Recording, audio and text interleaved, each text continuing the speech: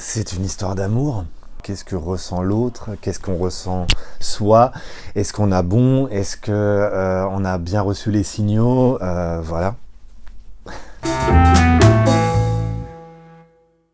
À la base, j'avais une envie, j'avais une image. Une image, l'arrivée de l'autre, sur lequel on va projeter tout ce sentiment amoureux, et j'avais envie de refaire un film à l'envers.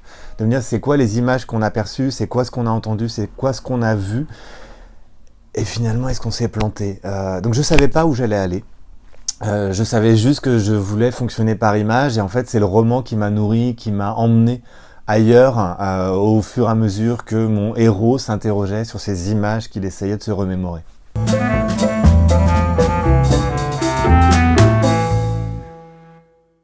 Je trouve ça dingue que ce soit une question de savoir que c'est une histoire d'amour entre deux garçons. C'est-à-dire qu'on est en 2022 et c'est... Ah bon? Après, moi, j'avais envie de parler de cette histoire d'amour, je me suis autorisé à le faire. En fait, le problème qu'il peut avoir, c'est comment la société va l'enfermer dans une case, une catégorie, quelque chose.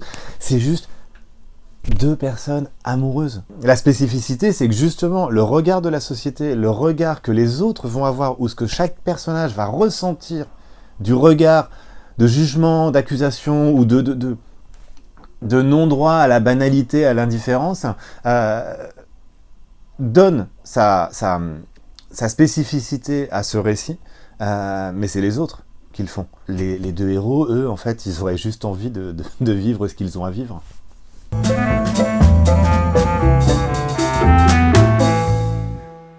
La dimension microcosme m'interpelle en ceci qu'elle exacerbe complètement les sentiments, ce qui se passe. C'est dingue à quel point en une semaine, c'est une vie qui se passe.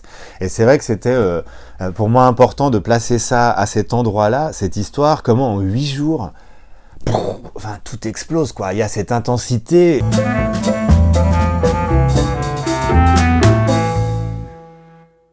Ce qui est évident pour moi, c'est que ce roman, il n'aurait pas pu exister ailleurs qu'au Rouergue Jeunesse, et notamment parce que je savais que ce serait mon éditeur, Olivier Pilet, qui le lirait, et je savais qu'il aurait un regard bienveillant, et que je pouvais me lâcher sur le côté lyrique, sur le côté mise en forme, sur le côté poésie. Il y a du vers libre aussi, il y a énormément de choses que je me suis amusé à faire stylistiquement, et que j'ai osé faire, mais tout comme les deux héros osent faire des choses qu'ils ne pensaient pas pouvoir faire dans ce microcosme.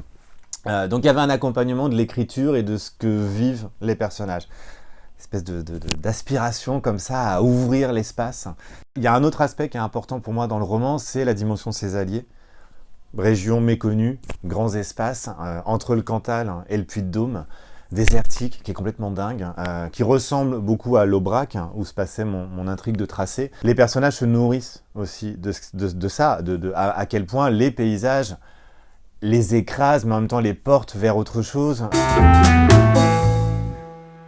En fait, j'ai mis beaucoup dans ce roman, vraiment. Je suis très sincère et j'espère vraiment que le roman leur offrira en retour autant qu'il m'apporte à moi et autant que j'ai voulu y mettre.